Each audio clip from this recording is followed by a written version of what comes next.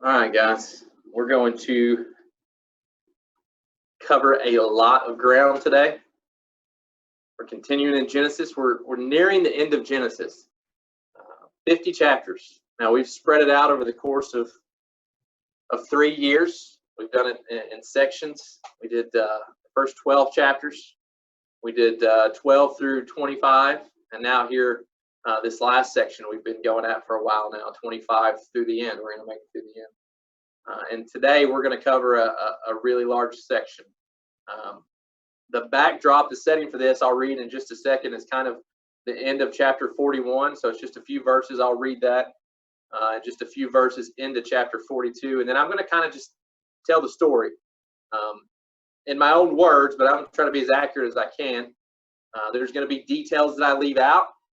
So I want to encourage you to read it yourself this afternoon or this week. You read it as you go throughout the week and spend some time with it. It's important.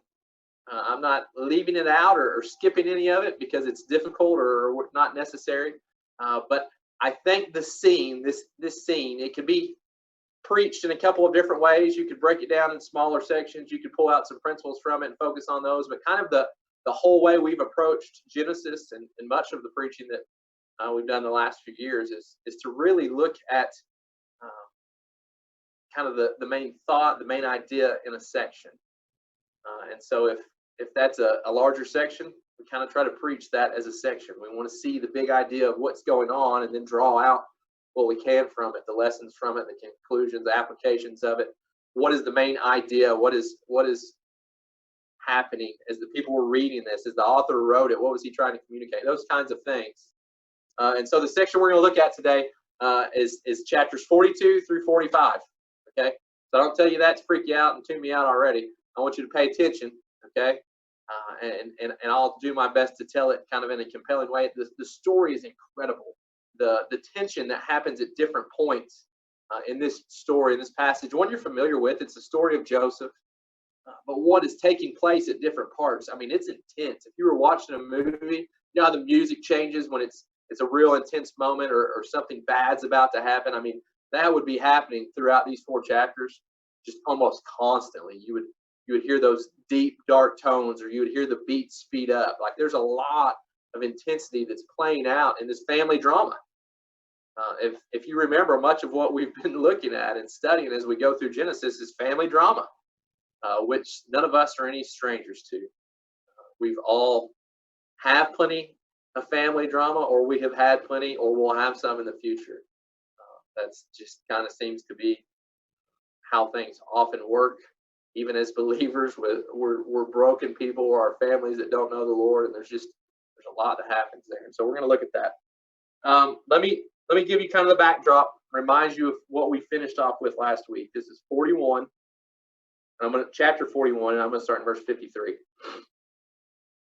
says, "Then the 7 years of abundance in the land of Egypt came to an end, and the 7 years of famine began, just as Joseph had said. There was famine in every land, but in the whole land of Egypt there was food. When the whole land of Egypt was stricken with famine, the people cried out to Pharaoh for food. Pharaoh told all Egypt, 'Go to Joseph and do whatever he tells you.'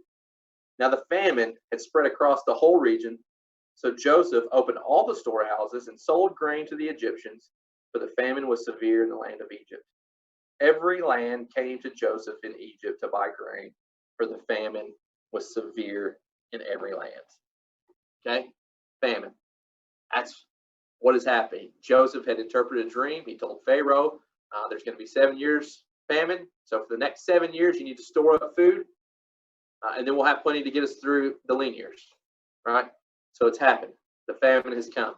Now, I don't think, I feel pretty confident, none of us have lived through a famine. We may have been hungry at times. We may have even grown up poor and wondered where our next meal was coming from, or knew what it was and we weren't real thrilled about it, or it wasn't going to be enough, or whatever the case was. But a famine's kind of a different level. Now, we have a ancient Egyptian document, and it's called the Tradition of 7 Lean Years in Egypt. Now, we can't pinpoint it to this particular famine. We don't know exactly the date of it. We don't know if this was when Joseph was the governor or not. But here's excerpt from that. Grain was scarce, fruits were dried up, and everything which they ate was short. Every man robbed his companion. They moved without going ahead. The infant was wailing, the youth was waiting. The heart of the old men was in sorrow. Their legs were bent, crouching on the ground. The temples were shut up. The sanctuaries held nothing but air. Everything was found empty. Now, prior to what we're living in right now, none of us had ever lived through a pandemic either. We'd all been sick. We knew what it meant to be sick. We knew what it meant to have the flu, or maybe to even see it go through a household. But this idea of a pandemic, a virus, an illness that sweeps throughout the world has caused all kinds of other things to happen, and for people to respond in different ways than they might normally. Now imagine that with famine. Same kind of idea. You've not lived through a famine, but you've been hungry. But imagine if there was a scarcity of food, a legit scarcity of food throughout all of North America, or throughout all of the western half of the United States. People would be losing their minds, just like they did with this pandemic, and begin to buy up all the toilet paper. Some of you probably have got to a point where you're like, man, we're getting low, and I know that's an issue because everybody's buying it up. Or maybe some of you were hoarding it and you've got plenty of extra and you can share with us. But you begin to do wild and things that you wouldn't normally do. So this is the backdrop. This is what's happening in the world at this time. So we move forward, chapter 42. I'm going to read just the first 4 verses of that. It says, when Jacob learned that there was grain in Egypt, he said to his sons, why do you keep looking at each other? Listen, he went on. I have heard there is grain in Egypt. Go down there and buy some for us so that we will live and not die. So 10, that's important, 10 of Joseph's brothers went down to buy grain from Egypt. But Jacob did not send Joseph's brother Benjamin with his brothers, for he thought something might happen to him. So famine has spread north to Israel. Jacob, the dad, hears that there's food in Egypt, and he says, hey, boys, what are you doing? Why are you just standing around staring at each other? Go get some food and bring it back so that we don't die. Okay? This is the kind of the extreme idea of it. Like it's life or death. It's that big of a deal. And so he's going to send them to Egypt. And this is the start, really, of the next 4 chapters, okay? Now, well, maybe I'll come back to that here in a second. So this is what we're going to do. I've already told you. I'm going to kind of tell you the story. Give you the high parts as best as I can, but give you as much detail as I can too, okay? So stay with me.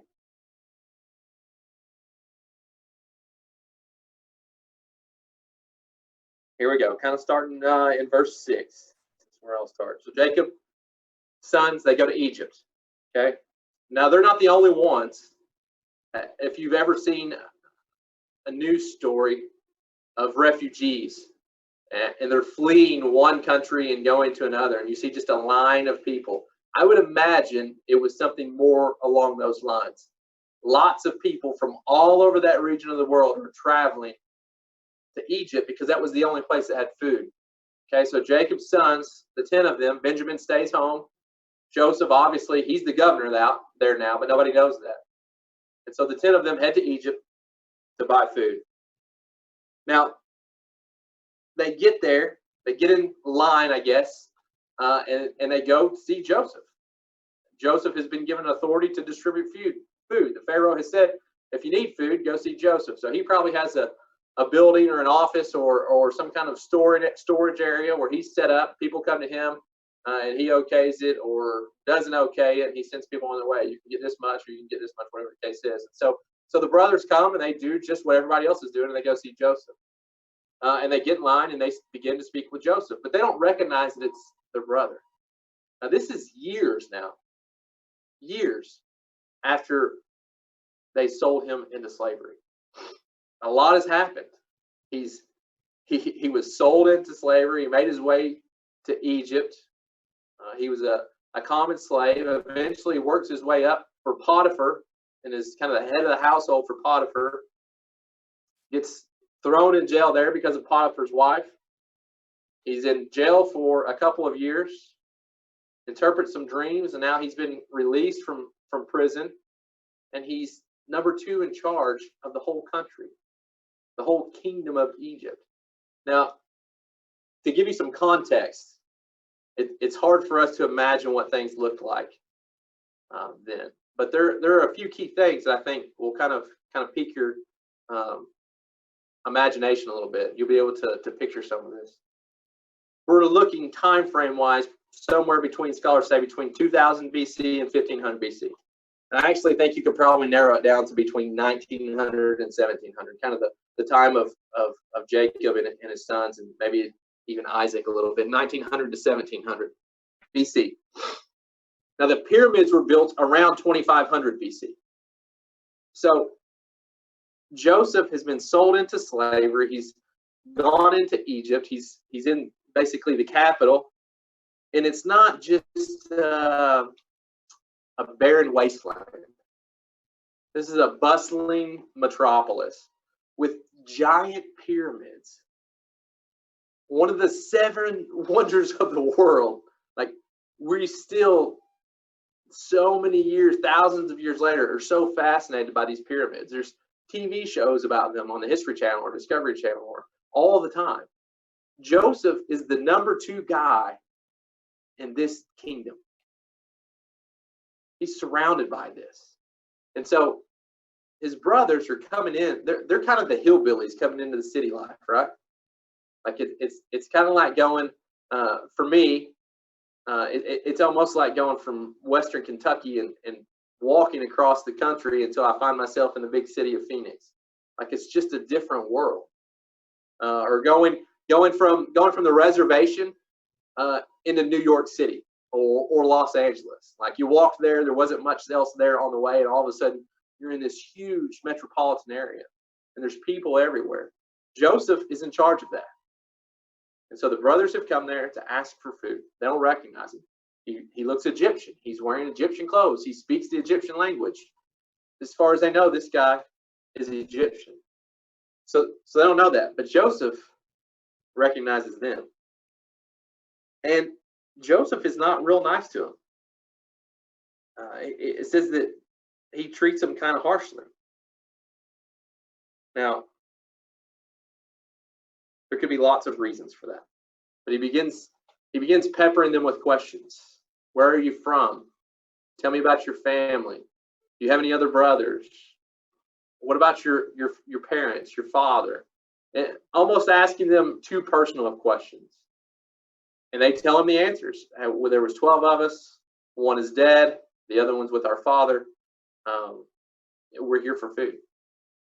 And Joseph accuses them of being spies. They're like, no, we're not spies. Well, we want food. That's all we want. He says, no, you're spies. And he puts them in jail. He says, here's what you can do. If you want to prove to me that you're not spies, send one of you guys back and bring your brother to me. The rest of you I'll keep here locked up. And when you return with your other brother, I'll believe you, and then you guys can have food. And they're like, what do we do? So he locks them up. 3 days. He comes to him after 3 days, and he says, I fear God. So if you want to live, here's what you do. I'm going to keep one of you here, just one, and I'm going to send the rest of you back. And you're going to go back, and you're going to get your brother, and you're going to bring him back here. And when you do, I'll know that you're honest. I'll know that you told the truth, and I'll give you all the food that you need. So he goes on ahead and he sends them back. He keeps Simeon there. And he sends them with food, with provisions. And they had brought money to pay for those provisions. But Joseph actually sticks their money back in their bags. So the brothers are traveling back to see their father, to get Benjamin. And on their way, one of them stops. He opens up his bag. He's got to get something out or whatever. And he sees that his silver has been placed back in his bag. And he's immediately scared because he thinks, man, this guy already thought we were spies. If they think we're cheating him, if he thinks that I'm stealing from him, there's no telling what's going to happen. You know, man, they've got our other brother, Simeon. If he figures this out, maybe he dies, maybe we all die. I don't know what to do. So they're all afraid. They go back, and they go back to their father. They make it back.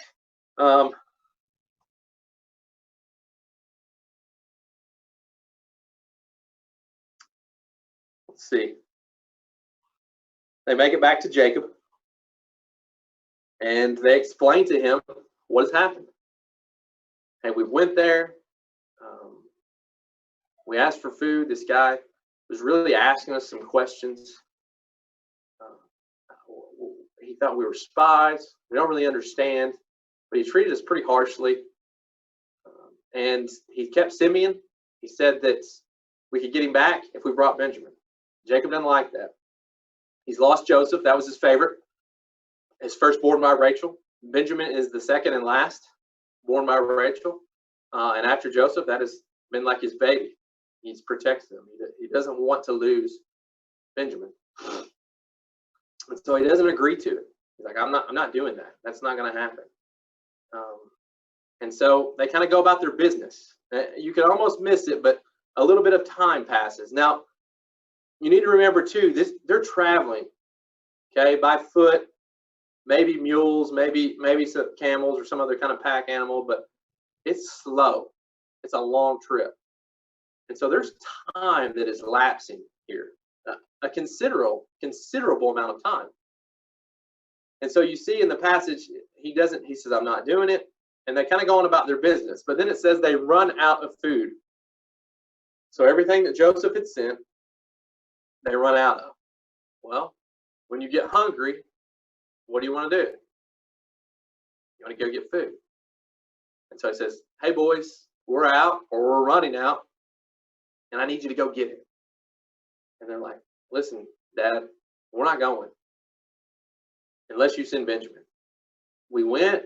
The guy told us what we have to do. He gave us kind of the conditions. We're not going back aside from that. And so this goes back and forth a little bit, and eventually Jacob kind of gives in. He relents. He's like, all right. But listen, he's upset. He thinks he's going to lose his other son, potentially Simeon as well. And so Reuben had kind of stepped up at one point and said, hey, listen, I'll take care of it. I'll take care of him. If something happens to the boy, you can have my first two sons. Nothing really comes of that. Judah then steps up and says, hey, Dad, listen, we'll go, but only if you're going to send Benjamin. And I'll give you my life for him, essentially. Like, I give you my word that Benjamin's coming back. If not, then it's on me. I'll bear full responsibility for it.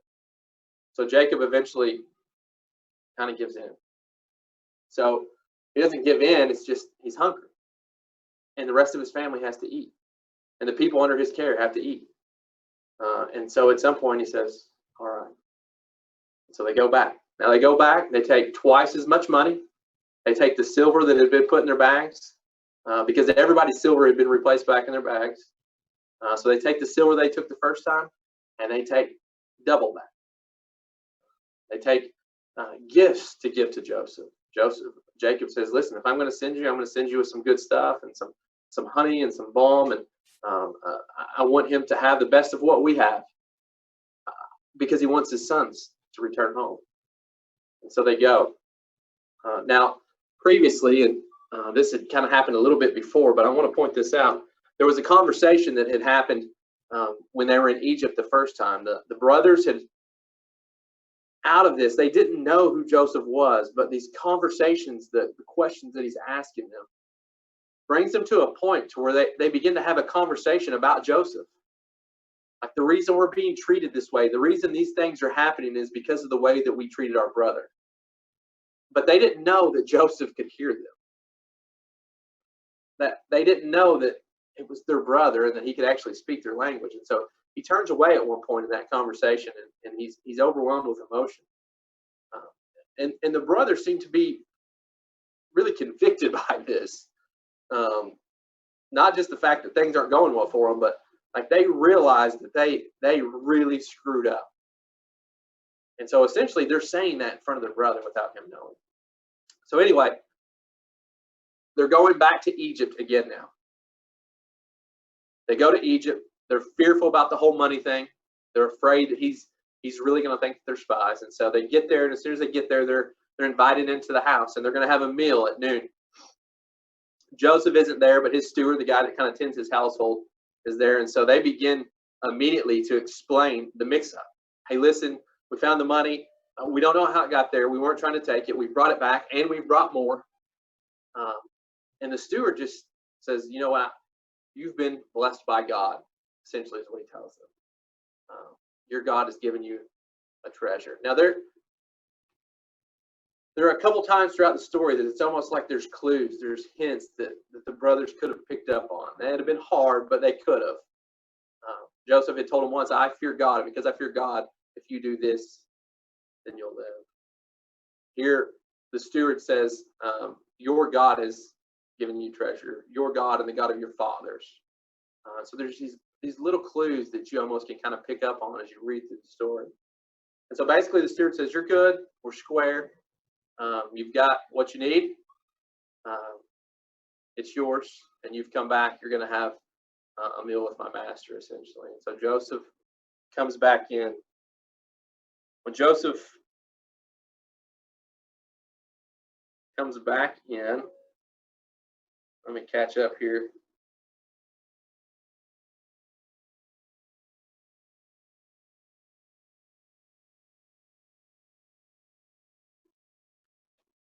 He arrives. The brothers bow before him. Now, this is probably the second, at least the second, maybe the third time here that the brothers bow before Joseph, and it kind of harkens back to the dream that he had. Remember the dream that he told his brothers, hey, listen, you're going to bow before me at some point. This is the dream that I had. That's the reason they got mad and sold him to slavery. And so now they've come twice now to Egypt. Here they are bowing before their brother, but they don't know it. I mean, there's irony all throughout this story. Like it's just thick with irony. And so they bow before him again.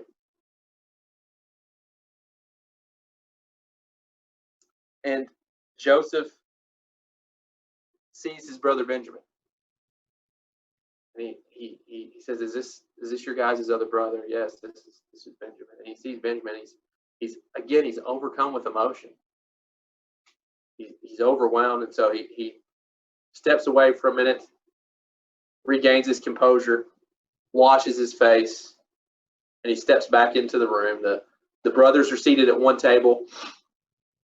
Joseph's staff is seated at a table separate, and Joseph is seated at a table by himself. It was detestable for Egyptians to eat with Hebrews, to be seated at the same table with Hebrews. These guys were just shepherds. Like they're the country people coming into the big city here. And so they're not even allowed at the same table. But Benjamin, they're seated oldest to youngest, and Benjamin gets 5 times as much as everybody else. Another one of those clues, hints that something's going on. And so they basically have a good time. They have a nice meal. They get drunk together, it says.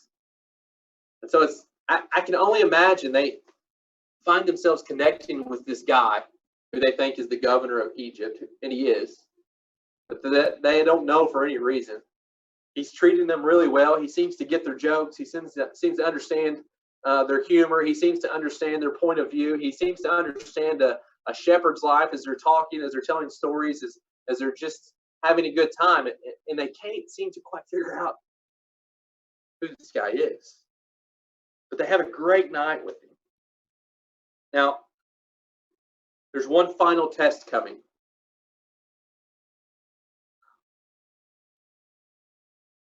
Joseph has been testing them along the way. He tested them with the silver. He tested them by the questions that he asked about their brothers. And they said, we're honest men. Now, there's one more coming we'll get to in just a second, but I think it's interesting, the test that Joseph keeps laying before them. And when I first was really looking at this, I wondered if there was some kind of, what kind of lesson there was to learn from this. Was there some kind of wise truth that needed to be gained from this. And maybe there is. I don't think that I necessarily gained it from it. But as I thought about it more, I thought about what had to be going through Joseph's mind.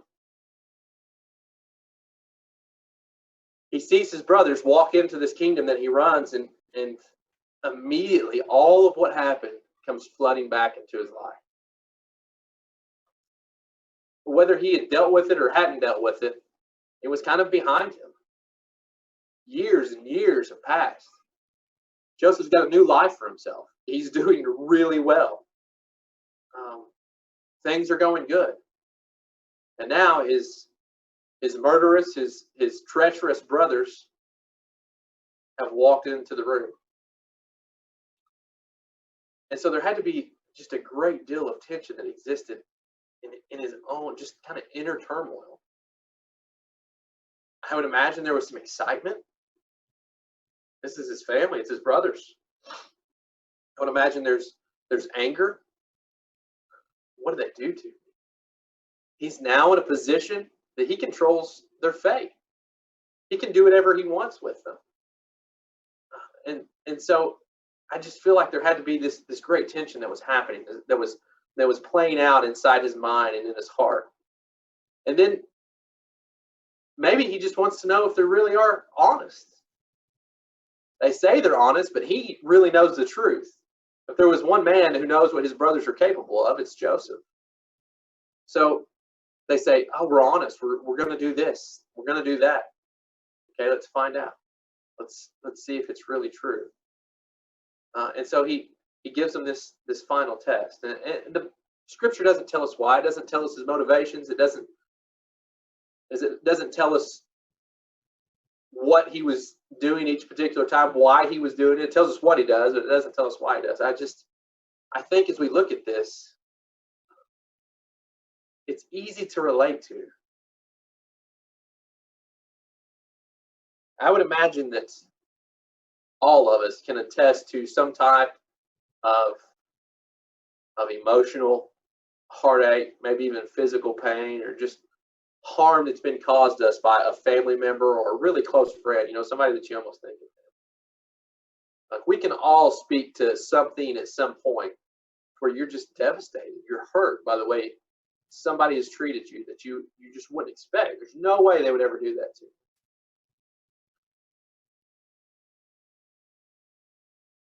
You experience those same kind of feelings,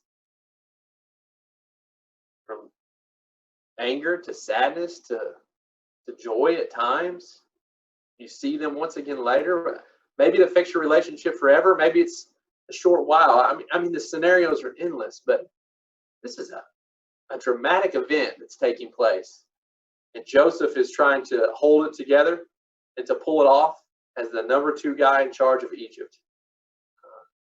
And he gives his brothers this last test.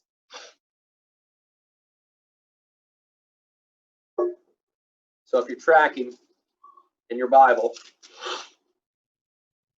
we're in chapter 44 right now. Starting in verse 4, chapter 44. So the brothers have just had a great time together. They had a good meal, had some good drinks. I'm sure they had some good laughs. He packs them up, gives them plenty of provisions, and sends them on their way the next morning. He tells his steward, the guy in charge of his household, I want you to take my cup, my personal cup, my silver cup, and I want you to put it in Benjamin's bag, the youngest one. Put it on top of his bag. So the steward does as he's told. Sends the brothers on their way. Shortly after sending them on their way, Joseph has his steward chase them down. And when he chases him down, he says, oh, why have you repaid evil, or why have you repaid good with evil? And they're like, what are you talking about? Like, what's happened? We just had a great meal. It was a good time. You saw that we were honest, that we were truthful. We brought all our money plus twice as much back. You've given us our provisions. What are you talking about? Somebody has taken my master's cup. Couldn't be us. There's no way it's us. You know that it's not us. Why are you even accusing us of this? And so they're all upset. The brothers are upset. Hey, listen, they're so confident about it They're like, if you find the cup, whoever's bag it's in, kill them, and the rest of us will be your slaves. Now, you've been accused of something likely that you didn't do. I worked at a fastener company, nuts and bolts. I sold nuts and bolts. It's called Fastenal. And we had a guy, a part-time guy that had come in, and he was relatively new and been there a few months, long enough to start being comfortable, and was a super nice guy. I come into work one morning. The district manager is there. He's in the store manager's office, and they call me in, and they begin to ask me questions. And quickly, I figure out that there's money that's been missing. Somebody's been stealing money, and they're accusing me of it. Well, I didn't handle it necessarily appropriately, but I was like the brothers. I was aghast. I was beside myself. In fact, I lost my mind a little bit. How dare you accuse me of this? Take your money? Why would I take your money? I've been here for years. You guys know that I wouldn't do that. And eventually found out that I didn't, and we found out who it was and that kind of thing. But that's what the brothers are like here. How could you even ask us this? And so they all begin to get off their bags or get off their animals and unload their bags. And the steward goes from oldest to youngest, Benjamin being the youngest, of course, checking everybody's bag. And he opens the bag, and of course it's not there. He knows where the cup is. He's put it in Benjamin's bag, and he gets to Benjamin, and lo and behold, here's the cup. And they begin to tear their clothes. They're upset. How? Why? It doesn't make sense. So the steward says, listen, we're not going to kill anybody, nor are we going to take you all as slaves, but we'll take the youngest. Benjamin will come and be a slave. And they say, no. And they all load back up, and they head back into the city. And they go back to meet with Joseph once again. Listen, I don't know what's happened or why. In fact, there's some very profound language that Judah uses here. Verse 16, he says, what can we say to my Lord? Judah replied. How can we plead? How can we justify ourselves? God has exposed your servant's iniquity. We are now my Lord's slaves, both we and the one in whose possession the cup was found. Basically, just lay themselves at the feet of Joseph. There's no denying it. They can't explain it, but it was clear that the cup was there. It was clear that an offense had taken place, at least they think. And so Judah kind of takes over now for the rest of chapter 44, and he begins to discuss, or not to discuss, but to recount the details of the past few months' experience, of their visit back with their father. He reminds them of Joseph's father. He still doesn't know who he's talking to.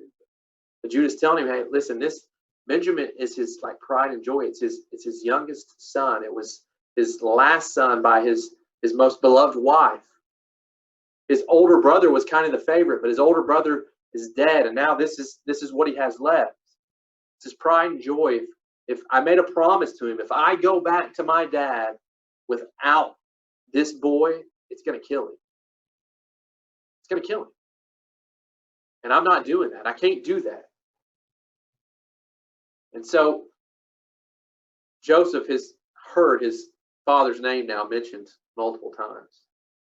Judah's pleading for his life, essentially, for his family. This means everything at this moment. Joseph can't take it anymore.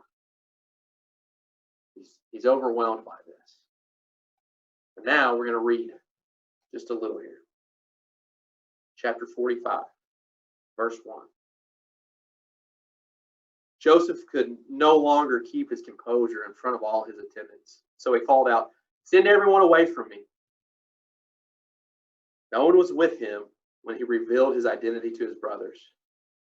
But he wept so loudly that the Egyptians heard it, and also Pharaoh's household heard it. Joseph said to his brothers, "I am Joseph. Is my father still living?"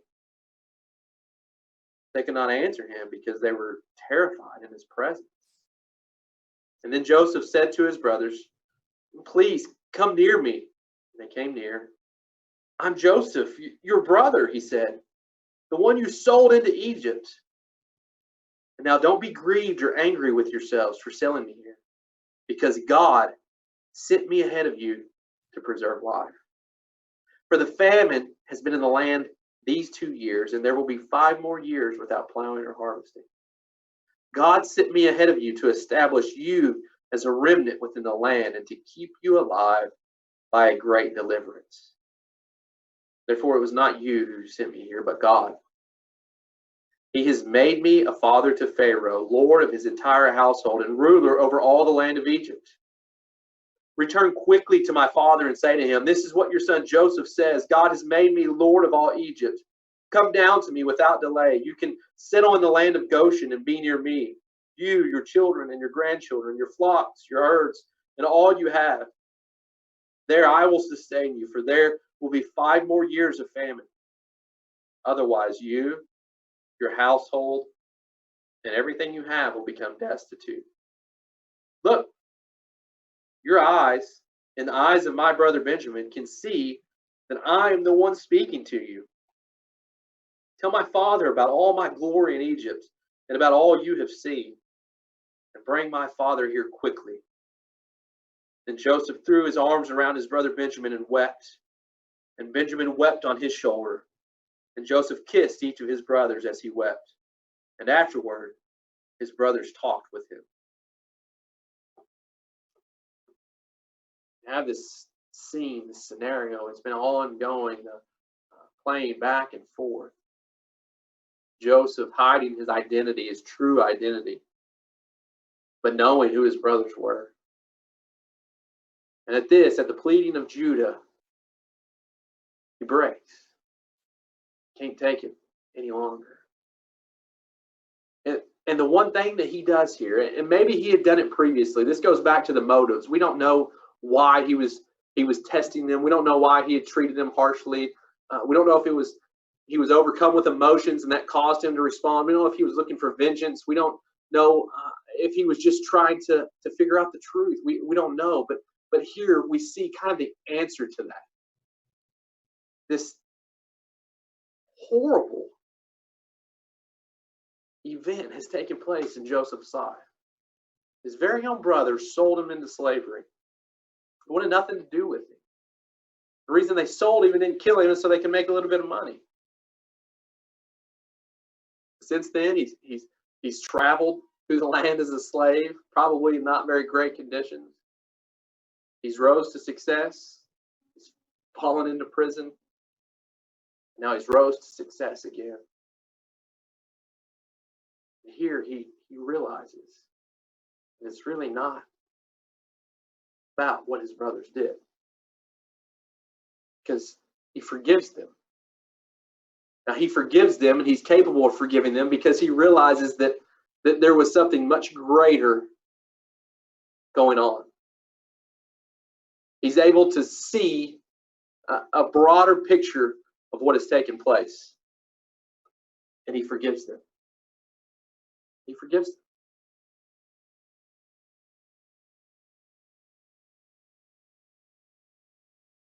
I think, and I could be wrong about this, but it's been true in my life. There's been many others that I know it to be true in. Is that forgiving your family is often the hardest people to forgive. The ones that you're closest to, when they hurt you, the hurt and the pain usually goes a little bit deeper than it does with anybody else. You didn't expect what they did. And the ability to forgive them just seems more than we can bear at times. We come up with all kinds of reasons not to. We justify our own circumstances. But ultimately, the only thing that was going to bring healing to this situation, to this circumstance, was for the one who had been treated so poorly to forgive the others. Now, there's a couple things I want to point out with this. The story continues throughout the rest of chapter 45. Pharaoh hears, he finds out, he's excited that his number two, that his family's coming, and they send the brothers back with all kinds of goods and provisions and wagons. They'll bring their stuff back, and they bring them to the land of Egypt to endure through this famine. Joseph's happy, the Pharaoh's happy, the brothers are happy. They go back and they tell their dad, and he's beside himself. His son is alive. So let's go. So that's what they're going to do. That's what they do. There's a couple things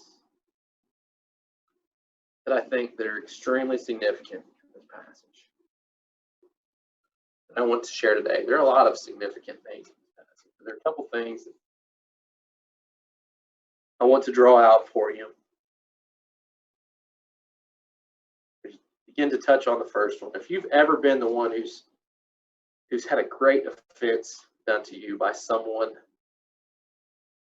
in your family or someone really close to you, they caused you just a great deal of harm or pain or setbacks, and we're talking years here.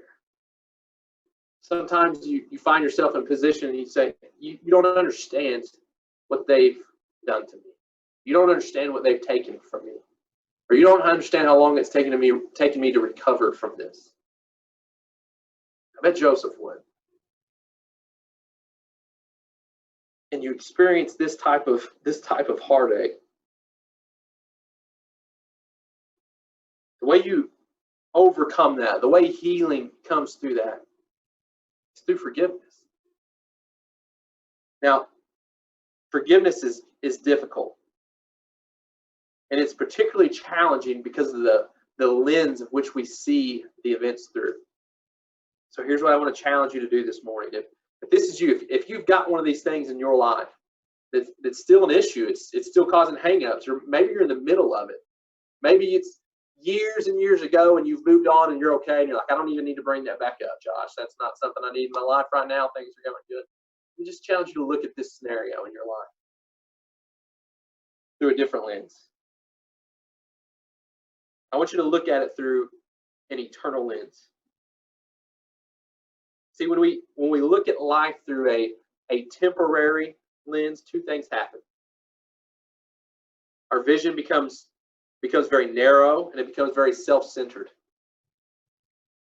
If it's a temporal lens that we're viewing life through, then it becomes about moments and events and how they directly affect us. And we really just can't see beyond that.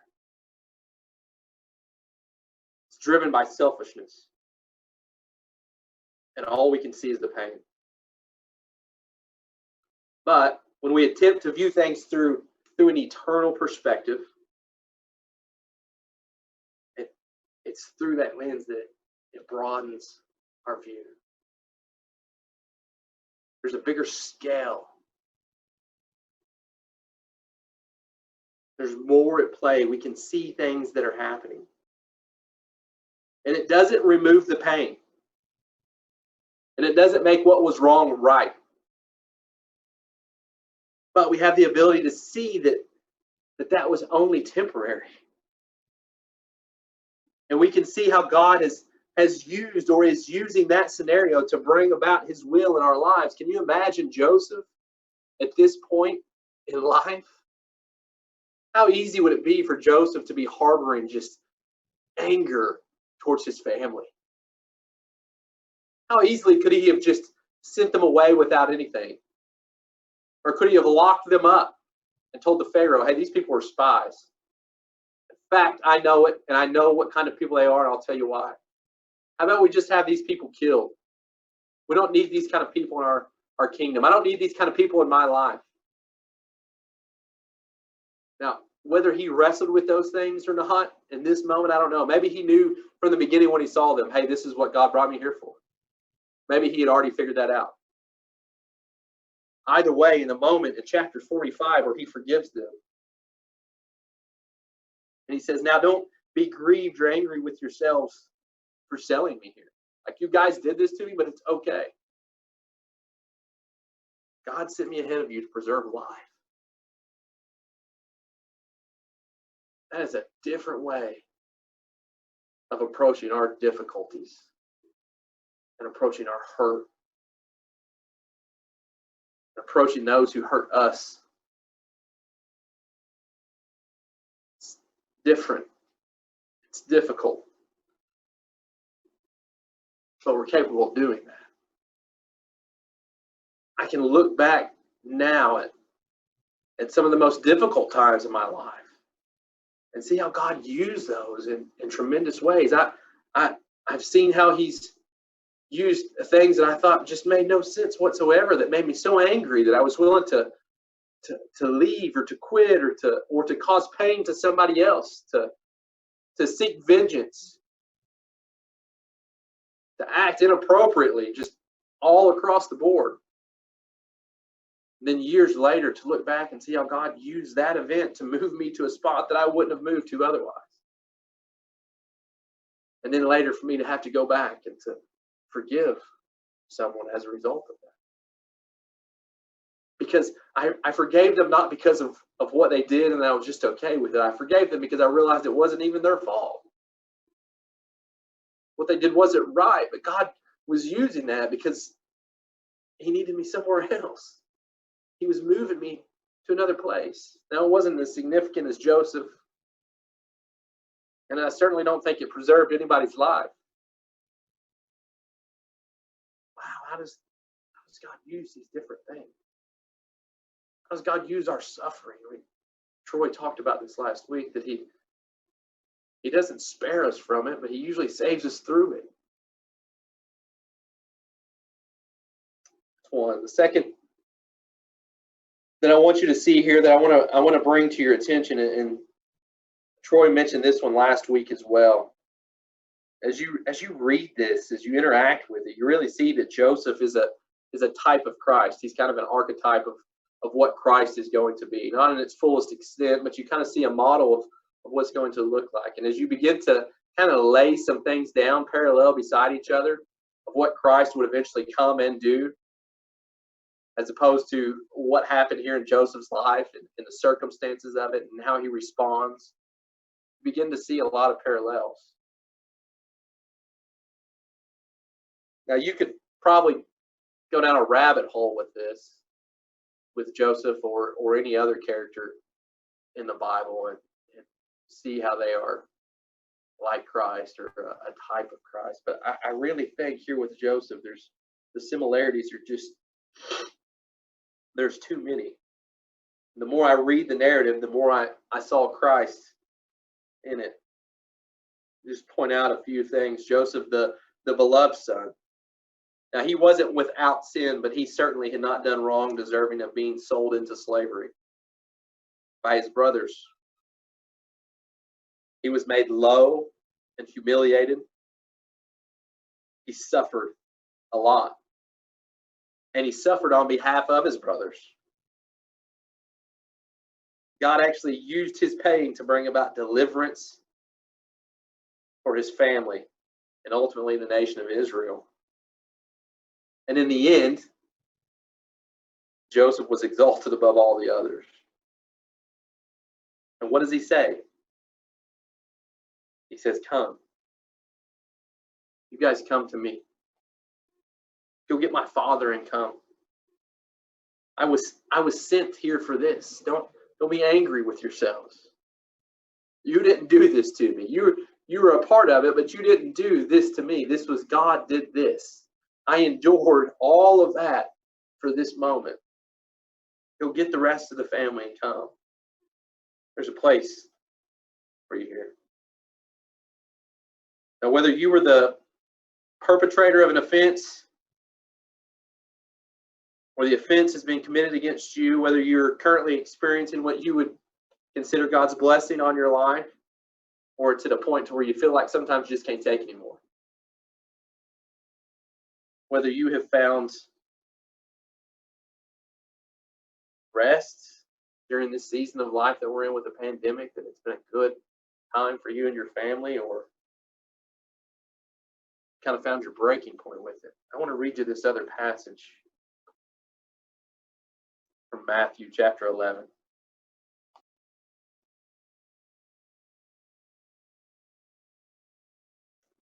As I stayed with this Joseph narrative, I kept coming back to this passage. I'll begin reading in verse 25. At that time, Jesus said, I praise you, Father, Lord of heaven and earth, because you have hidden these things from the wise and intelligent and revealed them to infants. Yes, Father, because this was your good pleasure. All things have been entrusted to me by my Father. No one knows the Son except the Father, and no one knows the Father except the Son, and anyone to whom the Son desires to reveal him. Here, listen up to this. Verse 28. Come to me, all you who are weary and burdened, and I will give you rest. Take up my yoke and learn from me, because I am lowly and humble in heart, and you will find rest for your souls. For my yoke is easy, and my burden is light. Jesus say, come. I think he's been telling me that for the last week or so. Just come. Come to me. It doesn't really matter the season. It doesn't really matter the circumstance. It doesn't really matter which side of the offense you find yourself on. Jesus is saying, come on.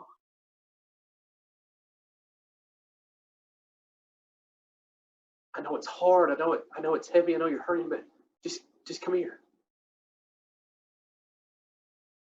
Just come.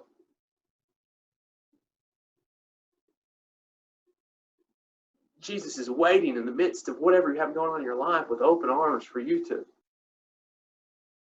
finally be like Judah and the brothers and say, Lord, what can we do? How can we plead our case against you? He says, how can we plead? How can we justify ourselves? God, you've exposed my iniquity. Jesus is just waiting for you to come. To bow before him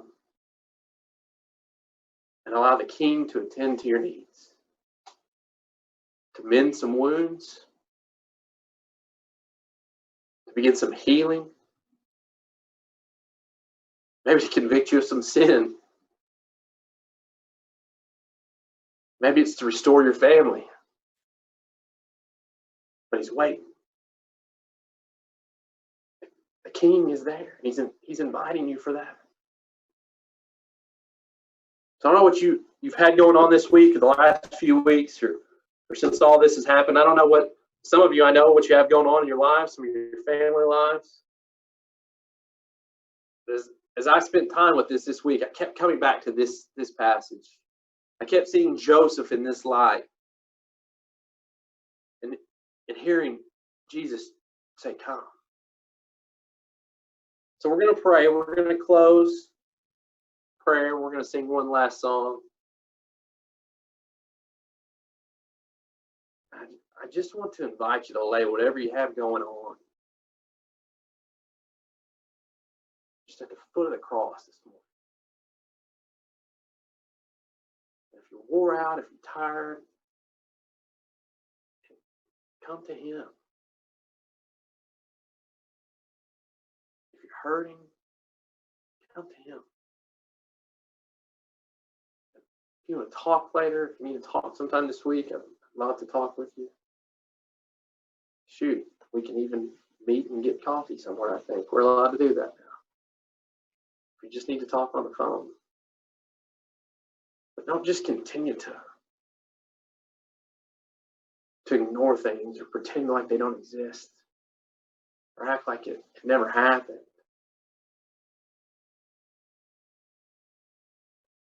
There's just no way to move ahead doing that. So let's pray.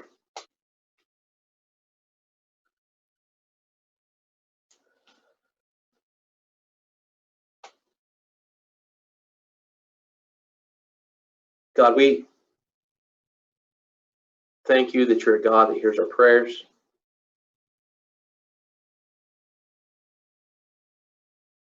We thank you that you're a God of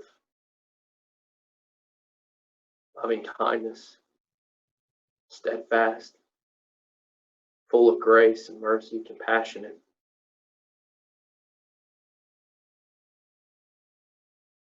Lord, that you invite us to come.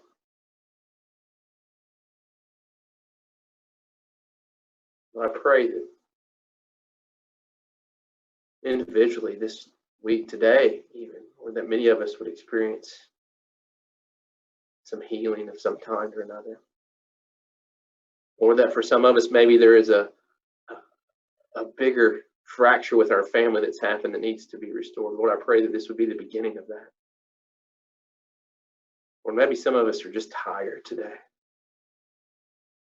Or we just need to sit at your feet, need to be renewed and refreshed. But I thank you that we can come to you for those things. Lord, that you sustain us and provide for us. Comfort us and you care for us. God, we love you. We know that you love us. We pray these things in Jesus' name. Amen.